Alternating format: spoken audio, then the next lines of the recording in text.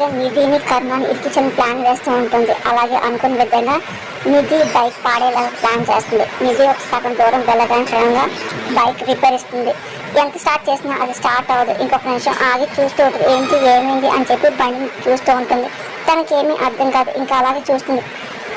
ఒక్కసారి అక్కడేమో కర్ణాకి మొత్తం అంతా అన్ని పనులు చెప్పడం, అలాగే నిధిని కూడా నీతో పాటు తీసుకెళ్ళు అని శాంతి చెప్పడం, అలాగే రమేష్ కాల్ చేసి నువ్వు కర్ణాకి దూరం ఉండాలి, లేదనుకో ఇగో మిమ్మల్ని రోడ్డు మీద లాగుతాము అని చెప్పి నిధికి అదే పనిగా గుర్తొస్తుంది. అలాగే చాలా బాధపడుతుంది. అసలు కర్ణాన్ని ఎలా దూరం పెట్టాలో నిధికి అసలు ఏమాత్రం అర్థం కాదు. అసలు వాళ్ళే కర్ణాన్ని పిలిపించి పెళ్లి పనులు ఇన్వాల్వ్ అమ్మని చెప్పింది మేమే కదా, కానీ ఇప్పుడు ఎలా చెప్పాలి? ఇప్పుడు అనవసరంగా కర్ణ గారు ఇక్కడికి వస్తారు, అలాగే అన్నీ చేస్తే రమేష్ గారు తెలిస్తే మా ఇంటి పరువు మొత్తం తీస్తారు, అక్క పెళ్ళికైనా ప్రాబ్లం వస్తుందని చెప్పి అనుకుంటారు.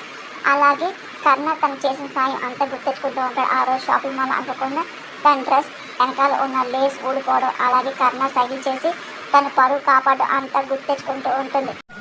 వీళ్ళేమో మళ్ళీ కర్ణ సార్తో వెళ్ళమంటున్నారు, నేను ఏం చేయాలి అని చెప్పి అలాగే నిధి అనుకుంటుంది. అలాగే తన డ్రెస్ గురించి తెలుసుకొని సేవ్ చేసి, అలాగే తన వల్ల కాలేకపోతే దగ్గరుండి కర్ణ తన సాయం చేయడం మొత్తం అంతా పదే గుర్తించుకొని బాధపడుతుంది.